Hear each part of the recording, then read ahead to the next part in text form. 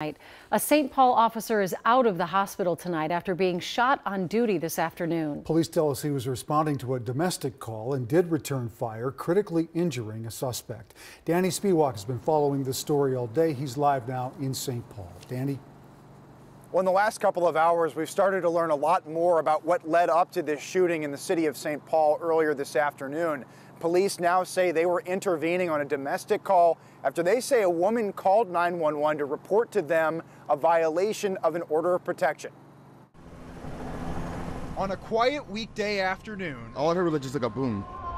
Chaos unfolded at the busy intersection of Cretin and Marshall. Well, I was sitting around working on my computer and I just heard some blasting. Neighbors say they heard multiple gunshots. It seemed really close, and then pretty much immediately I heard sirens. I look out, I see 10 cop cars and security tape everywhere. St. Paul police say their officers responded to this intersection after a woman called 911 saying a man she had an order of protection against was following her in a separate vehicle. She went on to say that the man was intentionally driving his vehicle into hers, damaging it. She also stated that he was in possession of a handgun and also had broken out a window on her vehicle. According to police, an officer then confronted the man at Cretin and Marshall, prompting that man to fire at the officer first, shots fired, I'm here. Hitting him in the leg. Shots fired, one head. Police say the officer returned fire and seriously injured the suspect. Our officers get called these situations.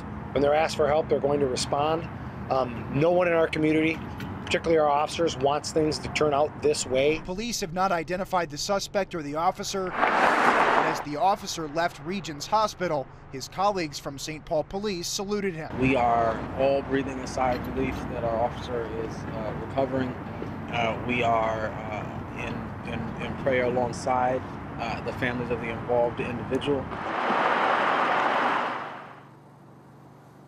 Moving forward, the BCA is now the lead investigating agency in this case. That's standard procedure in any use of force case in the state of Minnesota. St. Paul police say that this incident was captured on body cameras, so that will be part of this investigation. Finally, I'd like to note that according to St. Paul police, this is the first time in 8 years that one of their officers has been shot in the line of duty. Back to you. All right. Thank you, Danny. We're following this story very closely. You can get the latest on air or online at KARE11.com.